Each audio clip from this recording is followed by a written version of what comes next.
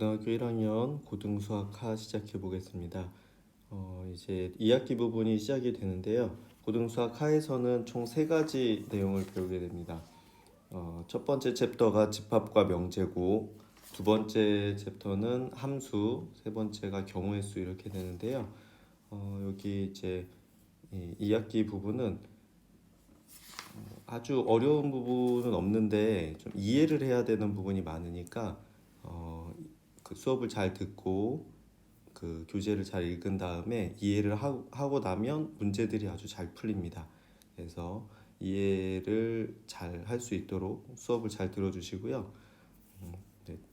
자, 이해가 안 되면 반복해서 듣거나 아니면 교재에 설명이 잘 돼 있으니까 반복해서 읽으시면 잘 될 겁니다. 아니면 수업 시간에 선생님한테 질문을 하면 돼요. 자, 그래서 첫 번째 단원 집합과 명제를 시작해 보겠습니다. 네, 23페이지입니다. 23페이지면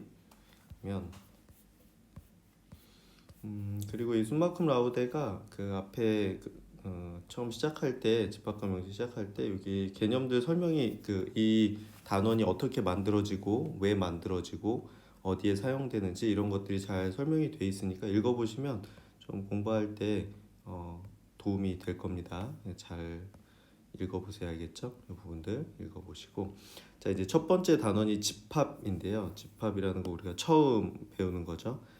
자, 처음 배우는 내용이 나오면 이렇게 걱정할 필요가 없어요. 처음부터 어려운 거를 얘기하지 않기 때문에 어려운 문제를 처음 배우는 내용을 가지고 어려운 문제를 내진 않으니까 기본적인 내용들만 잘 이해하면 되겠다 이렇게 생각하시면 되겠고 이제 새로운 기호랑 용어들이 많이 나와서 그렇지 배워보면 크게 어렵지 않을 겁니다. 알겠죠? 하나씩 차분하게 해볼게요. 자, 그래서 요 맨 23페이지에는 이 내용들은 이번 단원에서 배울 것들이 다 정리가 돼 있어요. 그래서 요 하나하나 설명해 줄 테니까 그 설명을 잘 들으시고 그다음 마지막 나중에 복습을 할 때는 요 부분을 가지고 복습을 하고 확인을 하시면 될 것 같아요. 알겠죠? 그리고 필요한 것들은 여기서 외우면 되고, 알겠죠? 외우면 되겠고, 네. 그래서 여기 있는 내용들 하나씩 시작해 보겠습니다. 첫 번째 집합이 뭔지, 그다음 원소가 뭔지 이거에 대해서 시작해 보겠습니다. 자, 교재 24페이지입니다. 24페이지. 자, 24페이지에 보면 집합과 원소 이렇게 돼 있죠. 첫 번째, 자, 집합이란 영어로는 세트예요. 어떤 조건에 의해서 그 대상들이 분명하게 할 수 있는 것들의 모임 이렇게 돼 있습니다. 자, 여기서 중요한 말이 뭐냐면 그 대상이 분명한 것들, 분명히 알 수 있는 것들의 모임이다 이렇게 돼 있는데, 자, 이 분명하다는 게 뭐냐면요, 분명하다는 게 누구나 똑같이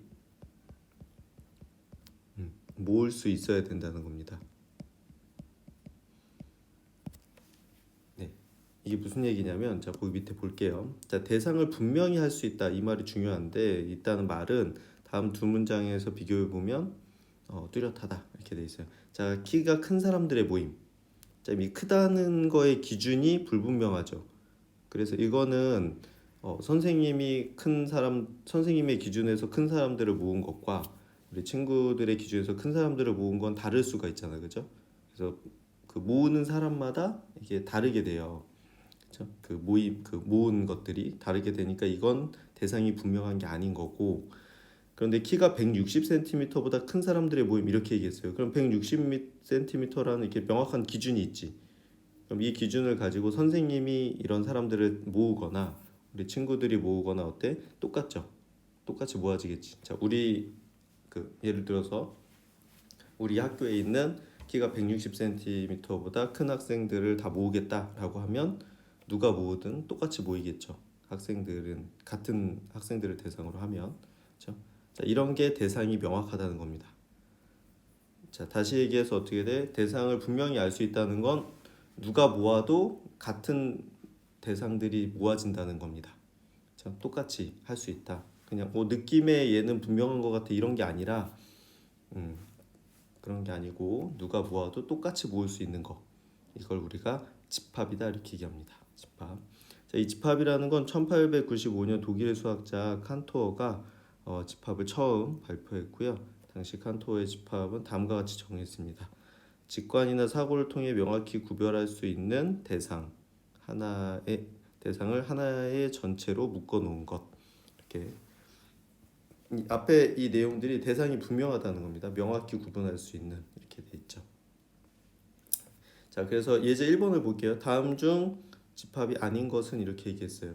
자, 뭐야? 대상이 불분명한 거 이렇게 얘기합니다. 우리나라 광역시의 모임.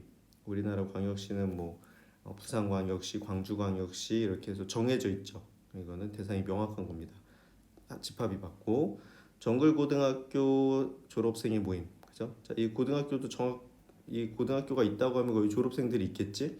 그러면 이것도 대상이 명확한 거고 김수영과 닮은 사람. 자, 이 닮았다는 기준이 사람마다 다르겠죠. 그래서 이거는 집합이 되지 않습니다. 김시성을 가진 사람들의 모임. 김씨 명확하죠. 숨마쿰 라우드의 수학 시리즈의 저자들의 모임. 자, 이 책을 쓴 분들 모아라 하면 정확히 있겠지, 그지? 그래서 이 닮았다, 뭐 크다, 작다 이런 것들은 집합이 될 수 없다는 겁니다. 알겠죠? 이렇게 어렵지 않지, 그지? 자, 그 다음에 이제 집합에서 원소라는 얘기가 나와요. 원소가 영어로 element라고 하는데 집합을 이루는 대상 하나하나를 우리가 원소라고 얘기합니다. 자, 집합은 어떤 대상들을 모아놓은 거고, 그럼 모아놓으면 그 안에 그 각각의 대상들이 있을 거 아니에요? 자, 예를 들어서 비유하자면 집합은 바구니고 원소는 그 바구니에 담긴 공이다 이렇게 생각할 수 있습니다. 그래서 A가 예를 들어서 아까 전에 그 여기서 우리나라 광역시의 모임 이렇게 하면 여기서 부산광역시, 광주광역시 뭐 이렇게 있겠죠, 그죠? 자, 그랬을 때 이 부산, 광주 얘네들 우리가 각각을 원소라고 부른다는 겁니다. 원소.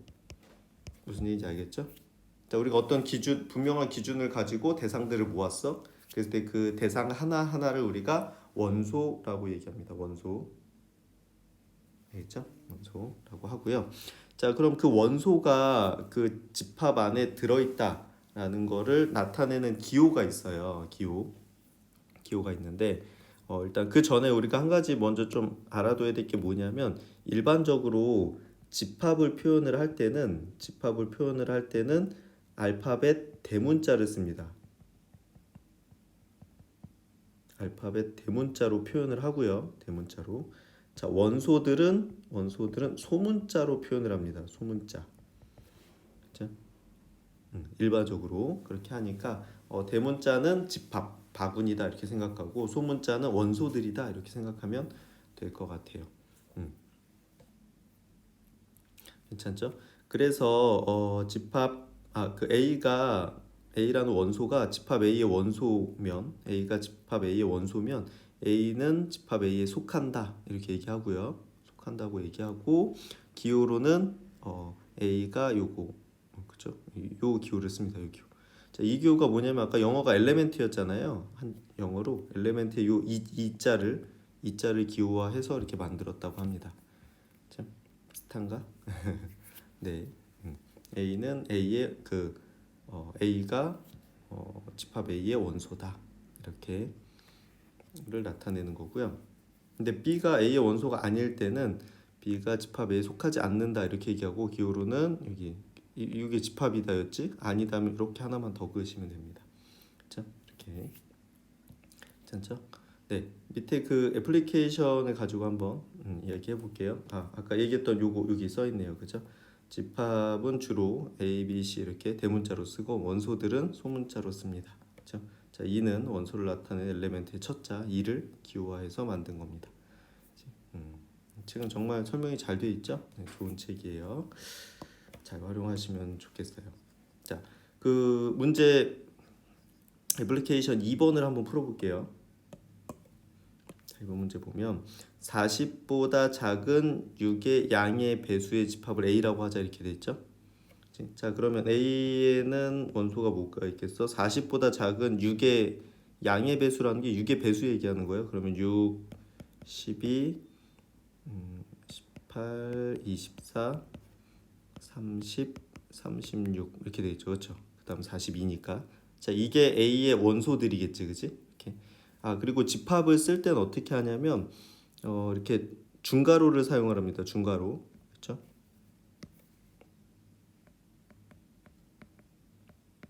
중괄호 알죠? 이렇게. 자, 이렇게 중괄호를 양쪽으로 치고 여기다가 원소들을 넣습니다. 자, 이렇게. 선생님이 여기다 이렇게 중괄호 친 거예요. 이렇게. A라는 집합은 요 안에 있는 원소들로 돼 있다. 이렇게 돼 있는 거고요. 자, 그럼 다음 이렇게 A라고 해서 원소들을 찾았지. 6, 12, 18, 24, 30, 36 이렇게 찾았어요. 자, 다음 좀 옳은 것은 이렇게 돼 있습니다. 6은 A의 원소가 아니다 이렇게 했지. 근데 6 여기 있잖아. 그게 틀렸죠. 10은 A의 원소다 했는데 그럼 10이 들어있냐? 없죠. 여기 안에. 그러니까 틀렸지. 자, 24는 A의 원소다. 맞죠? 여기 있으니까 그 맞는 거고 30은 A의 원소가 아니다. 이렇게 했으니까 여기 있어서 틀린 거고 40은 원소다. 근데 40은 여기 원소 안에 없죠. 답은 3번이 되는 겁니다. 이렇게. 자, 요 기호의 뜻 알겠죠? 요 기호. 이 기호. 자, 그럼 이 기호를 썼을 때 이쪽에 기호 왼쪽에는 뭐를 쓰게 되냐면 원소를 쓰게 되고요. 자, 오른쪽에는 집합을 쓰게 됩니다. 알겠죠? 이거 잘 기억을 해주세요. 그치? 요 기호가 나오면 왼쪽 건 원소, 오른쪽 건 집합을 의미하게 돼요. 알겠죠? 이렇게. 그래서 이쪽에 있는 왼쪽에 있는 원소가 오른쪽 집합에 들어 있는지 확인하시면 되는 거예요. 있으면 맞는 거고 없으면 아닌 거고 틀린 거고. 이렇게. 자, 집합이 뭔지 원소가 뭔지에 대해서 이야기해 보고요. 자, 그럼 이 집합을 표현하는 방법들이 있어요. 집합의 표현법이 크게 두 가지가 있는데 벤 다이어그램 세 가지라고 할 수 있겠네요. 네, 그 표현법들이 있는데 그에 대해서 한번 해보겠습니다. 자, 재석이와 명수가 함께 수학 공부를 하고 있다. 자, 명수는 집합 A에 대해서 재석이와 토론을 하고자 하는데 재석이는 아직 A라는 집합이 정확히 어떤 집합을 가리키는 건지는 알지 못한다. 그래서 명수는 일정한 표기법을 이용을 해서 재석이에게 A라는 집합이 무엇인지를 가르쳐 주려고 한다. 자, 우선 가장 손쉽게 떠올릴 수 있는 방법은 집합 A의 원소를 모조리 나열하는 거야. 나열한다는 게 그냥 쭉 다 쓰는 겁니다. 재석아, 집합 A의 원소는 재석, 명수, 준하, 하하, 세호, 세영이야. 자, 이를 수학 기호로 나타내 보면 다음과 같아. 이렇게 해서 어떻게 돼? A 하고서 중괄호 치죠. 그다음에 이 원소들을 여기다 쭉 다 씁니다. 이렇게. 자, 이것처럼 어떻게 돼? 중괄호 안에 집합에 속하는 원소들을 일일이 다 나열해서 집합을 나타내는 방법을 우리는 원소 나열법이라고 합니다. 말 그대로죠. 원소를 나열, 일일이 쓰는 방법. 다 쓴다는 얘기죠. 이렇게 표현할 수가 있고요. 자, 집합을 원소 나열법으로 나타낼 때는 같은 원소는 중복해서 쓰지 않아요. 자, 요거 기억하세요. 똑같은 거 두 번 쓰지 않습니다. 그리고 원소를 나열하는 순서는 바뀌어도 돼요. 순서 안 중요해요. 순서 중요하지 않아. 알겠죠? 자, 중복해서 쓰면 안 되고, 자, 순서는 안 중요합니다. 순서는. 그리고 또 원소가 많고 일정한 규칙이 있을 때는 요 땡땡땡을 이용을 해서 생략을 해줄 수 있습니다. 그래서 나타낸다 이렇게 돼 있습니다. 이렇게. 자, 그래서 뭐 되게 좋은 것 같죠? 이렇게 쭉 쓰면. 그런데 하지만 경우에 따라서는 집합의 모든 원소를 나열하기 곤란한 경우가 있어요. 그죠? 이게 불편한 경우가 있겠지? 예컨대 TV 프로그램 무한도전 시청자들을 원소나열법으로 나타내는 것은 쉽지 않은 일이죠. 또한 힘들게 원소나열법으로 나열한다 하더라도 이를 보고서 집합의 정체를 파악하기가 쉽지가 않습니다. 이런 경우에 집합 원소들의 공통적인 특징을 착안해 다음과 같이 표현하는 것이 효과적인데요. 재석아, 집합 B는 TV 프로그램 무한도전 시청자의 모임이야. 이를 수학 기호로 나타내면 자, B는 이렇게 요거 읽을 때 어떻게 읽냐면요. X 요거를 바라고 읽어요. 바. BAR 바 막대기. 바 X는 TV 프로그램 무한도전 시청자 이런 식으로. 쓸 수가 있어요. 자, 이와 같이 x바 x의 조건 이런 식으로 자, 중괄호 안에 원소들의 공통된 조건을 제시해서 집합을 나타내는 방법을 조건제시법이라고 합니다. 조건제시법. 자, 수학에서 다루는 많은 집합은 그 원소를 일일이 헤아리기 매우 어렵거나 불가능한 경우도 있어요. 그런 이유로 수학자들은 원소나열법보다는 조건제시법을 더 좋아합니다. 자, 조건제시법에서 조금 더 선생님이 추가 설명을 해주면, 자, 조건제시법에서 이렇게 중괄호 치고, 그렇죠? 중괄호 친 다음에 여기 이렇게 어쩌고 저쩌고 여기 어쩌고 저쩌고 이렇게 들어가거든요. 자, 그때 여기 앞쪽에 들어가 요거 바라고 한다 그러죠. 요거를 바라고 하는데 바 앞쪽에 있는 게 뭐냐면 이게 원소의 모양이에요. 원소의 모양. 자, 원소는 요 바 앞에 있는 모양으로 생겼다는 거.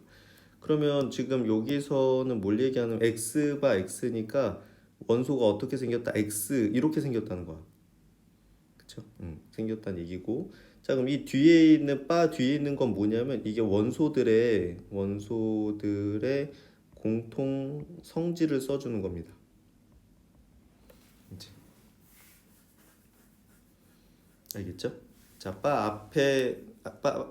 바를 기준으로 앞에 이게 항상 x가 있는 게 아니거든요. x가 있는 게 아니라서 그 바 앞에 쪽이 우리가 찾는 원소의 모양을 뜻하는 거고 바 뒤에 것이 원소들의 공통된 성질을 나타내는 겁니다.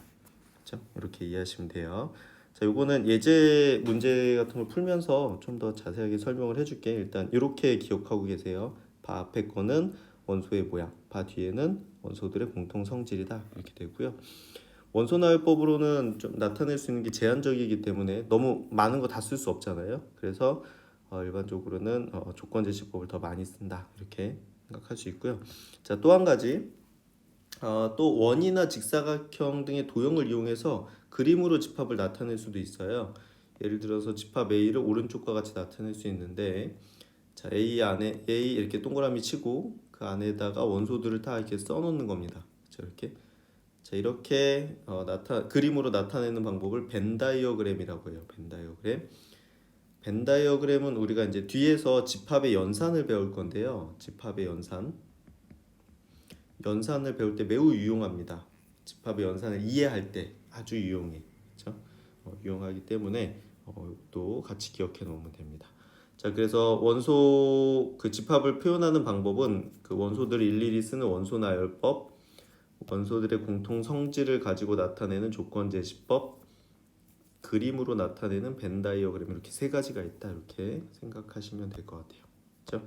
자, 거기 예제 2번을 한번 같이 풀어보겠습니다.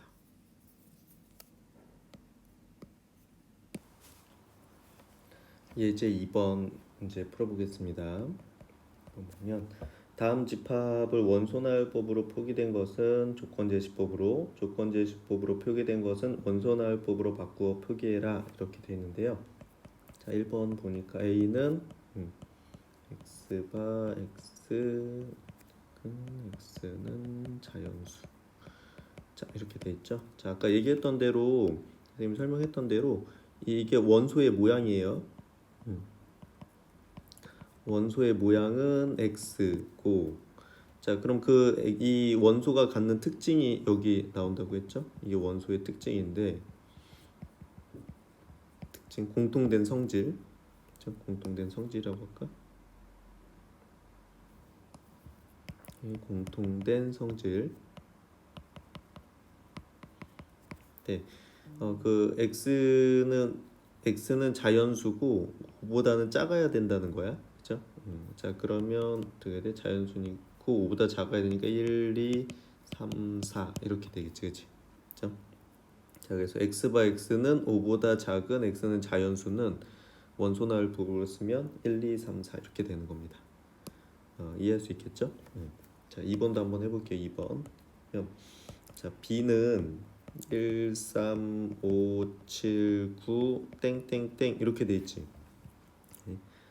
자, 그럼 지금 얘는 원소나열법으로 돼 있는데 조건제시법으로 하면 얘네들의 공통된 특징이 뭐죠?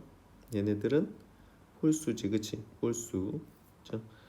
홀수 1부터 시작하는 1, 3, 5, 7, 9 하면서 이게 땡땡땡은 계속 커지는 거. 그러니까 얘는 홀수의 집합인 겁니다. 홀수. 그래서 어떻게 돼? x는 홀수 이렇게 쓰시면 돼요. 자, 원 원소가 x라고 그 x로 되어 있는데 그 x는 홀수들이다 이렇게 쓰시면 되는 겁니다. 알겠죠? 이렇게 서로 바꿀 수 있다 이렇게 생각하시면 되고, 자 거기 26번에 보면 26번에 그 새로운 문제가 있어요. 이런 문제 때문에 아까 설명한 건데 애플리케이션 4번 문제 보면, 자 A라는 집합의 원소는 0, 1, 2고 B라는 집합의 원소는 3, 4 이렇게 돼 있거든요. 자 C라는 집합은 뭐냐면 x 더하기 y가 x는 A의 원소고 y는 B의 원소다 이렇게 돼 있거든요. 자 이게 무슨 얘기냐면 이때 C를 원소나열법으로 써라 이렇게 했어요. C를. 자 C는 어떻게 돼? 이게 원소의 모양이야. 원소의 모양. 원소의 모양은 어떻게 하라는 거야? x랑 y랑 더하라는 거야. x랑 y랑. 그러면 이제 x가 뭔지, y가 뭔지가 이제 여기 뒤에 설명돼 있다는 거죠. 여기에. 그렇죠? 이 원소들의 특징. x는 a의 원소고 y는 b의 원소야. 그러면 여기 x가 될 수 있는 게 뭐야? a의 원소들이 이렇게 있으니까 0이나 1이나 2가 들어갈 수 있겠죠. 자, y의 원소는 3이나 4가 들어갈 수 있겠지, 그지? 자, 그러면 c가 될 수 있는 거 어떻게 돼? x랑 y를 더하는 건데, 그러면 0이랑 3을 더하면 3이 만들어질 수가 있고 0이랑 4를 더하면 그러니까 지금 x 하나 y 하나 더해서 원소를 만들라는 얘기인 거예요. 그렇죠? 그래서 여기 0하고 3 더해서 3, 0하고 4 더해서 4, 1하고 3 더하면 4지. 근데 4는 이미 썼으니까 중복해서 쓰진 않는다 그랬어요. 원소나열법에서. 그럼 1이랑 4랑 더하면 5. 그렇죠? 2랑 3이랑 더하면 5니까 안 쓰고 얘는 6 이렇게 되겠지. 그렇죠? 무슨 얘기인지 알죠? 그러니까 이런 문제 때문에 아까 그렇게 설명한 거예요. 여기가 꼭 그냥 x가 아니고 x 더하기 y 이런 식으로 어떤 연산식이 들어갈 수도 있거든요. 그때 그대로 해주시면 되는 겁니다. 자, 그럼 문제 해보시고 그 수업 중에 잘 이해가 안 되는 부분이 있으면 수업 시간에 다시, 강의에서 이해 안 되는 거 있으면 수업 시간에 질문해 주세요. 이 문제 풀어본 거고요. 자, 그래서 이제 집합이 이제 뭔지, 그 다음에 원소가 뭔지에 대해서 배우고, 그 다음 집합을 표현하는 세 가지 방법에 대해서 배워봤어요. 자, 이번에는 뭐냐면 집합을 분류를 해볼 건데, 우리가 앞에서 다루었던 집합 A가 재석이, 명수, 준하, 하하, 호호, 세영 이렇게 원소 6개인 집합이었는데, 반면 0과 1 사이의 모든 실수의 모임을 원소로 갖는 모임은 원소의 개수가 셀 수 없이 많은 집합이 되겠죠. 0과 1 사이에는 엄청나게 많은 실수들이 있으니까. 그렇죠? 우리는 이와 같이 원소의 개수에 따라서 집합을 분류할 수가 있어요. 원소의 개수로. 그래서 원소의 개수가 유한한, 즉 원소의 개수를 세는 과정에서 끝이 있는, 이게 중요해요. 끝이 있으면 유한집합이라고 합니다. 유한집합. 그다음에 유한집합이 아닌 집합을 무한집합이라고 해요. 끝이 없는 건 무한집합. 그렇죠? 그래서 무한집합은 원소가 무수히 많은 집합이에요. 그렇죠? 자, 원소가 많다 적다가 아니라 끝이 있냐 없냐예요. 끝이 있냐 없냐. 그렇다면 원소가 하나도 존재하지 않는 집합도 있을 수 있잖아요. 원소 하나도 없는 거. 그렇지? 그래서 별다른 설명을 덧붙이지 않아도 독자들이 이러한 집합이 존재함을 이해할 수 있을 건데, 쉽게 말해서 빈 바구니를 생각하지 못할 이유가 없죠. 그래서 비어 있는 거. 그렇지? 그래서 이런 집합을 우리는 공집합이라고 합니다. 공집합은 원소가 하나도 없는 집합이야. 원소가 하나도 없는 집합. 그렇죠? 그래서 기호로는 이렇게 씁니다. 요거 이렇게 동그라미 한 다음에 이렇게 써요. 이게 공집합을 의미하는 거예요. 공집합. 그렇죠? 그래서 공집합은 원소의 개수가 0개, 원소가 없는 거니까 얘는 우리가 유한집합으로 생각합니다. 알겠죠? 원소가 없는 건 유한집합이다. 이렇게 쓰고요. 자, 그래서 유한집합인 경우에 원소가 몇 개인지를 우리가 나타내고 싶을 때 원소 유한집합 A의 원소의 개수를 기호로 NA 이렇게 씁니다. 요 N은 넘버, 자, A의 원소의 개수 이런 뜻이에요. 자, 예를 들어서 A가 조건제시법으로 썼을 때 원소가 1, 2, 3, 4면 A의 원소의 개수는 4개죠. 그걸 기호로 어떻게 쓴다? 이렇게 쓰겠다는 겁니다. A라는 집합의 원소의 개수가 몇 개냐? 지금 4개죠. 이렇게. 자, B는 공집합이야. B는 공집합. 공집합은 원소가 하나도 없다 그랬죠? 그러면 B집합의 원소의 개수는 0개. 이렇게 되겠지. 그지? 이런 식으로. 네. 지금 새로운 이렇게 용어랑 기호들이 계속해서 나오고 있기 때문에 처음에 조금 거부감이 있어요. 천천히 읽으시고 외워야 될 것들은 외워주시면 됩니다. 알겠죠? 외워주시면 되고요. 자, 예제 3번 같이 한번 풀어볼게요. 예제 3번에 보면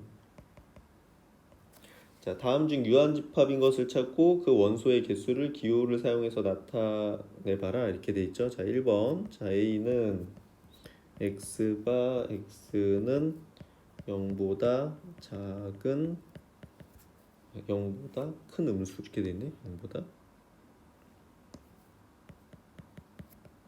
큰 음수 이렇게 돼 있거든요. 자, 음수가 0보다 작은 수인데 0보다 큰 음수는 없겠죠. 그치? 없겠지. 자, 그러면 얘는 공집합인 거고, 자, 공집합일 거고, 공집합은 유한집합이니까 A의 집합 A의 원소의 개수는 0개다 이렇게 쓰면 되겠죠. 그치? 0개다 이렇게 하면 되고, 자, 2번. 자, B라는 집합은 2, 4, 6, 8, 10하고 땡땡땡 이렇게 했죠. 자, 이게 뭐야? 이게 끝이 없이 계속 나간다는 거야. 그리고 얘네들은 뭐야? 다 짝수죠. 짝수. 그치? 그러니까 얘는 무한집합이지, 그치? 무한집합. 짝수 끝이 없죠. 그래서 얘는 기호로 나타낼 수가 없습니다. 자, 3번에 보면 C는 X바 X는 10의 양의 약수. 자, 우리가 여기서 이제 고등학교 때 약수, 배수 이렇게 얘기하지 않고 양의 약수, 양의 배수 이렇게 얘기하는 게 음의 약수도 있고 음의 배수도 있기 때문이에요. 알겠죠? 그래서 양의 약수가 우리가 중학교 때까지 배웠던 그냥 약수라 생각하시면 되고 양의 배수가 중학교 때까지 배웠던 배수라고 생각하시면 됩니다. 알겠죠?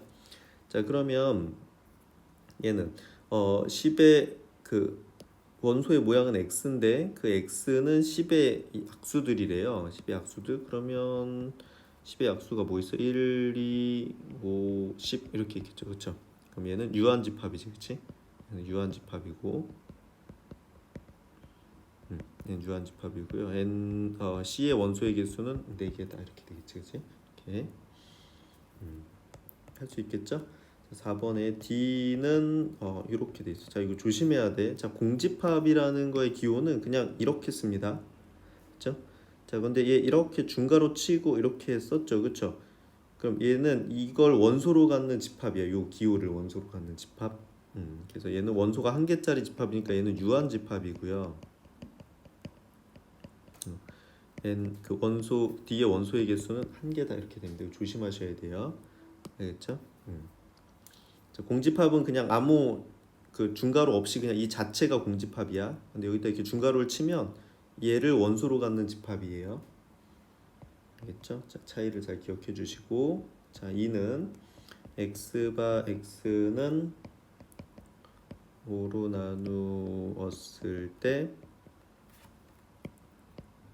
나머지가 2인 자연수 이렇게 됐어요. 자, 그럼 뭐가 있을까요? 5로 나눴을 때 2로 남는 거 그 2, 그지? 그 다음에 7, 그 다음에 12, 그죠? 그 다음에 17, 뭐 이렇게 해서 계속 나오겠지, 그지? 그죠? 그럼 5로 나눠서 2 남는 자연수가 무수히 많죠? 그쵸? 그래서 얘는 무한집합이 됩니다. 알겠죠? 자, 그래서 유한집합은 1번, 3번, 4번이고 1번의 원소의 개수 0개, 그렇죠? 그 3번의 원소의 개수 4개, 그 다음에 4번의 원소의 개수는 1개 이렇게 되는 겁니다. 알겠죠?